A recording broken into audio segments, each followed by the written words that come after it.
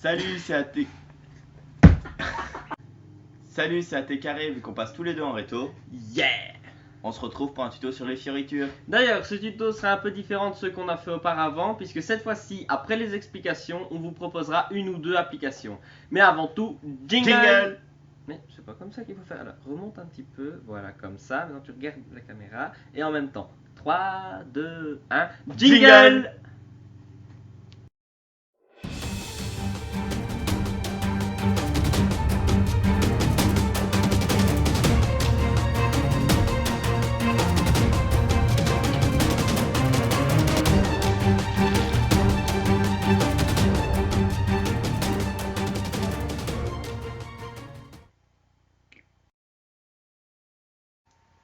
Voilà, après notre super jingle, on va maintenant passer à la partie tutoriel de cette vidéo et on va commencer par quelque chose de simple. Donc on va commencer par l'éventail. Alors l'éventail, ça sert à quoi? Ça sert à faire piocher des cartes quand on n'a pas de table pour les étaler. C'est la manière la plus pratique de faire piocher des cartes, en Street Magie notamment.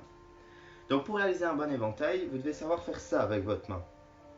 Alors ça demande un peu d'entraînement, mais vous verrez c'est assez facile.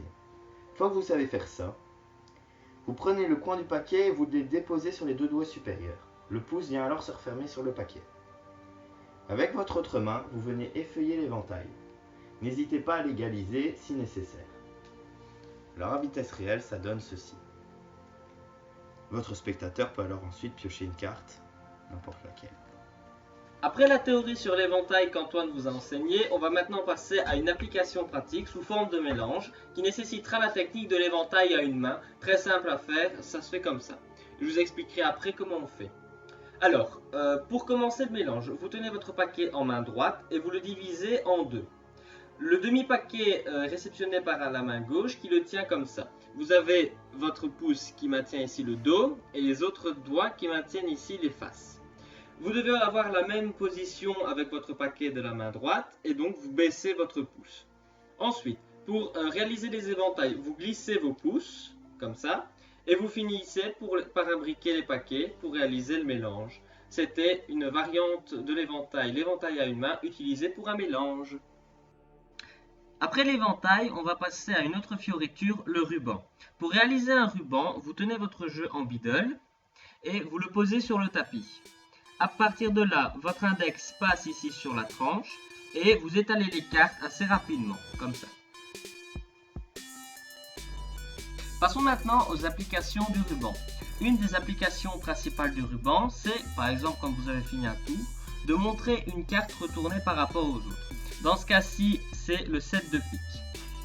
Si vous êtes amené, par exemple, à retourner votre ruban, vous prenez la première carte et vous la retournez, les autres se retourneront d'elles-mêmes et vous continuez à appuyer de cette manière. Vous avez vu le retournement du ruban avec une main, mais il y a d'autres possibilités de retournement, notamment avec une carte. C'est exactement la même chose, mais au lieu d'appuyer avec votre main, vous appuyez avec la carte comme ceci. Voilà. Vous voyez que vous pouvez même jouer un peu avec le ruban avant de le retourner. Voilà. Passons maintenant à une application du ruban qui aura plus pour but d'amuser votre spectateur. Alors vous retournez votre ruban de manière classique, sauf que vous allez exercer une pression de l'autre côté, ce qui fait que votre ruban va revenir. Alors vous pouvez l'amener comme ceci, là ça fait ruban travail. Non! Passons maintenant à la dernière application du ruban. C'est ce qui va vous permettre de couper le jeu tout en faisant un ruban. Donc une fois que votre spectateur aura choisi une carte, prenons celle-ci, mais ça a un peu d'importance.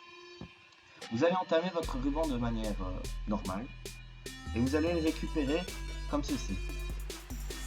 Là, vous allez diviser en deux votre ruban. Donc c'est un tour de main à prendre, c'est un peu difficile au début, mais ça va venir. Et vous allez terminer le ruban des deux côtés, comme ceci. Vous récupérez et vous coupez le jeu. Passons maintenant à la carte boomerang. Alors la carte boomerang, ça ressemble à ça. Ok, donc. Alors comme vous avez pu le constater, le plus dur c'est pas de lancer, c'est de rattraper. Alors pour faire une carte boomerang, vous devez prendre votre paquet dans la position de la donne. À ceci près que tous vos doigts se trouvent sur la tranche, opposée à la paume de main. Alors votre pouce vient décaler une carte et ici, il y a un coin de libre. Alors votre auriculaire vient se caler sur ce coin et pousser en direction de votre pouce. Donc complètement horizontalement la pousser, pas en diagonale. C'est ça qui va être dur aussi à apprendre. Une fois que vous avez fait ça, vous allez progressivement relâcher l'auriculaire et la carte va voler. Il ne vous reste plus après qu'à la rattraper. Oh. Voilà. Alors pour les applications, la carte boomerang peut par exemple servir à sortir 2 jokers que vous avez préparés sur le dessus du jeu pour un tour. Ça rendra leur sortie plus classe. Donc c'était la carte boomerang. On va passer à la suite juste après. Après la carte boomerang, voyons maintenant le défilement. Alors il existe 2 types de défilement. Moi je vais vous en apprendre une, Thibaut va vous apprendre la deuxième. Alors, comme je l'ai dit, je vais vous apprendre le défilement rapide qui a juste pour but d'impressionner. Je rappelle, c'est ça. Alors, pour ce faire, vous prenez le paquet dans votre main qui n'est pas dominante. Donc pour moi c'est la droite, pour les droitiers ce sera la gauche. Vous le prenez dans la position de la donne, le plus naturellement possible. Vous gardez les doigts dans cette position et vous allez récupérer le paquet. Donc vous gardez les doigts dans la position de la donne, comme s'il y avait un paquet en fait. Alors, donc ça c'est la position de récupération. Alors, pour projeter les cartes, vous devez prendre le paquet en position middle, sauf que l'index qui normalement pousse sur les cartes, ici va venir se placer sur la tranche pour pouvoir plier les cartes dans ce sens. Alors, vous formez votre petit panier, vous pliez les cartes, et là vous allez faire remonter le pouce tout en lâchant la pression, ce qui va projeter les cartes dans le panier. Donc à vitesse réelle, ça donne ça. Voilà, je le fais face à vous. Donc toujours bien projeter les cartes sur l'auriculaire. Voilà. Après le défilement rapide, on va voir une autre méthode pour faire défiler les cartes beaucoup plus lente et elle permet ainsi de faire piocher une carte. Alors pour la réaliser, si vous êtes droitier, vous tenez votre jeu en main droite dans la position middle, avec votre index sur le dos, le pouce et le majeur sur les tranches. Votre main gauche, elle, va venir sous le paquet afin de réceptionner les cartes. Pour les faire tomber, avec votre index, vous exercez une légère pression sur le dos. Le majeur et le pouce vont eux remonter et ça aura pour effet de faire tomber les cartes dans votre main droite, comme ça. Plus rapidement et pour faire piocher votre carte, ça se fait ainsi. Stop. Voilà. On va maintenant apprendre la coupe pivot classe. Alors, c'est une coupe pivot comme nous l'avons vu dans la vidéo sur les mélanges, la première qu'on a faite. Et à vitesse normale, cette coupe pivot classe ressemble à ça. Voilà. Donc là ici, je l'ai faite très grossièrement, mais à vitesse normale, ça ressemble à ça. Alors, pour la réaliser, vous tenez votre jeu en position middle dans votre main. Et avec votre index, vous décalez un petit paquet, comme ça. On coupe et on décale. Ça, c'est ce qu'on appelle un pivot. Ensuite, avec votre autre main, votre index vient se mettre ici pour faire tourner le paquet que vous avez coupé. Hop, et il est réceptionné dans votre main, comme ça. Donc, vous pouvez faire ça autant de fois que vous le désirez. Comme ça, ici, on va le faire 3 fois.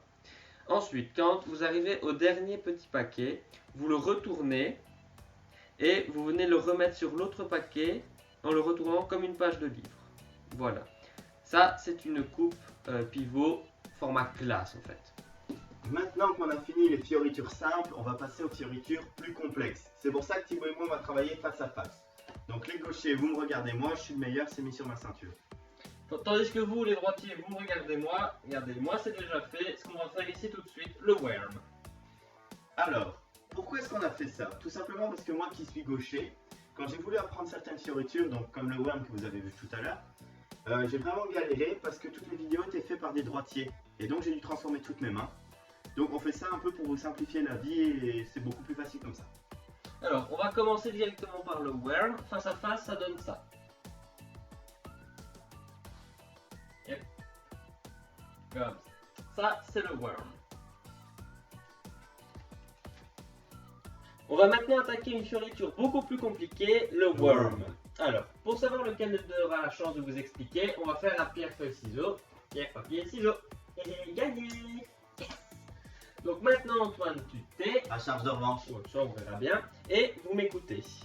Alors, pour faire un worm, Vous commencez, vous tenez votre paquet dans une position de la donne du bout des doigts, avec l'auriculaire qui maintient le paquet dans la tranche du bas. Ensuite, avec votre autre main, en position middle, vous allez venir avec votre majeur et votre annulaire de part et d'autre de l'index, et votre pouce à côté de l'auriculaire, comme ça. L'index qui est sur la tranche du haut va crocheter un paquet, et le pouce qui est sur la tranche du bas va lui aussi crocheter un paquet. Voilà, ainsi vous obtenez 3 paquets sous forme de M ou sous forme de Z, tout dépend comment on se place.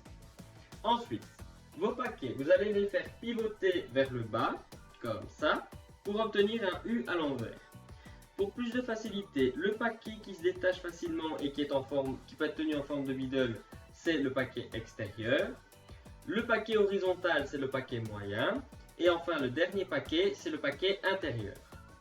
À partir d'ici, votre index et votre majeur qui sont sur le paquet extérieur vont faire glisser la première carte jusqu'à l'auriculaire du paquet inférieur. Comme ça. Vous obtenez ainsi un carré avec au centre votre pouce. Ce pouce, vous allez faire glisser la dernière carte du paquet extérieur, comme ça, vers votre auriculaire du paquet intérieur. Ainsi. Donc, de face, ça donne un losange. Ensuite, avec le pouce que vous avez glissé, vous allez rechercher le paquet moyen et vous allez naturellement écarter vos doigts comme ça. Voilà, ça c'est un worm. Worm, chez moi, c'est pour les droitiers. Les gauchers, Chez moi, c'est pour les gauchers. Vous regardez Antoine. Et enfin, pour abattre votre worm, vous repliez vos mains naturellement comme ça. Et voilà. C'était le worm. Bon entraînement. Pierre, papier, ciseaux. Et merde. J'ai gagné, c'est l'heure de la revanche. À moi de parler, Thibaut, tu te tais. On va voir les 5 phases de Sibylle. 5 phases de Sibylle qui, je le dis tout de suite, n'est pas facile. En effet, vous allez laisser tomber beaucoup de cartes. Ça nous a pris au bas mot 2 semaines pour l'apprendre et c'est du travail non-stop. Hein. Donc, pour les 5 phases de Sibylle, on va d'abord vous montrer ce que ça donne à vitesse réelle. Ça donne ça.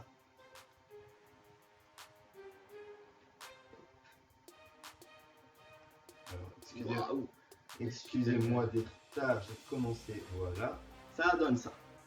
Donc, pour vous apprendre les 5 phases de Sibylle, il faut d'abord vous apprendre la position de départ. Alors, la position de départ, c'est quoi? C'est une donne dans la main la moins dominante, sauf que vous avez abaissé votre donne pour laisser champ libre à l'index, comme ceci. De là, on va, avec le pouce de la main dominante qui va arriver en middle, vous allez couper à plus de la moitié le jeu, que vous allez projeter sur l'index. Vous allez vous retrouver en position de triangle, avec le pouce comme ceci. Voilà. De là, le majeur de la main dominante coupe à plus de la moitié le paquet, et l'index le recoupe en deux. Donc, à partir de là, vous allez vous retrouver dans la position de départ des 5 phases de Sibylle. Donc, les 5 phases de Sibylle, pour les réaliser, vous devez savoir 3 choses. La première, c'est qu'on va beaucoup pivoter sur l'index ici. La deuxième, c'est qu'à chaque fois qu'on va descendre, on va remonter. Et la troisième, c'est qu'on ne tourne pas toujours dans le même sens. On va d'abord descendre et puis on remonte. Voilà. Alors, revenons à nos 5 phases de Sibylle. Pour débuter les 5 phases de Sibylle, on pivote le tout vers le bas. Le paquet du milieu est alors intercepté par le pouce et le majeur de la main la moins dominante de cette manière-ci. Il vous suffit alors de remonter le pouce pour dégager ce paquet que vous tenez comme ceci. Donc là, vous vous retrouvez avec un triangle et les deux paquets tenus comme ceci. Voilà. Alors, de là, vous repivotez vers le bas. Le paquet est alors intercepté dans une position assez bizarre par les 3 doigts restants de la main dominante, de cette manière-ci, comme ceci. Notez qu'il faut prendre des petits paquets au début, c'est beaucoup plus facile à maîtriser. Voilà, donc vous avez remonté, vous avez annulé votre mouvement, vous vous retrouvez dans cette position-ci. Alors le dernier mouvement, mais non des moindres, c'est-à-dire le plus difficile. Donc vous vous remettez, vous allez pivoter encore une fois vers le bas, couper en deux le paquet précédemment intercepté par les 3 doigts et re-annuler votre mouvement, j'entends par là remonter vers le haut. Vous pouvez alors un peu étirer les faces et vous pouvez montrer votre fioriture, les 5 faces de Sibylle. Pour refermer, c'est assez simple. Il suffit de resserrer les doigts de la main supérieure et puis de laisser tout tomber. Voilà, c'était les 5 phases de Sibylle. On vous souhaite bonne chance parce qu'elle est vraiment pas facile. Voilà, la vidéo sur les fioritures d'AT carré est terminée. On est conscient que ça a été long. Mais vous inquiétez pas, pour nous ça a été long aussi. Ça fait 2 jours qu'on tourne. Oui. Concernant les fioritures, toutes les fioritures sont pas dans la vidéo parce que ça commence à faire long et puis on est encore actuellement en train d'en apprendre, notamment le flic. Alors, concept simple, grand A, petit A sur grand A en faisant un tour comme ça. Ou comme ça. Voilà. Notamment ici, bon, on a réussi, c'est plutôt de la chance, je vous l'assure, car il y a encore moyen de beaucoup s'améliorer. Voilà, c'est encore trop aléatoire et j'apprends aussi des fioritures sur les pièces qu'on vous fera dans un petit bonus fioritures, beaucoup plus court, je vous promets. Ouais. Pourquoi bonus? Parce que notamment ici dans la suite des vidéos, c'est fini les tutos, on va faire des tours. Personnellement, vous ne le verrez pas car moi je serai au Sénégal, donc ce sera Antoine et vous aurez la première apparition d'Arnaud en direct à l'écran. On vous promet un public, des explosions, enfin, vous verrez tout, quoi. Ouais. Du reste, un grand merci aux Français et aux Suisses qui nous ont regardés. Et vu qu'on a vu que des Algériens nous regardaient, shukran à eux aussi. Pour le reste, vous connaissez la chanson, hein. Abonnez-vous, merci d'avoir regardé, vous pouvez encore liker la vidéo. Et le principal, lâchez un commentaire, ça fait toujours plaisir. Sur ce, ciao tout le monde.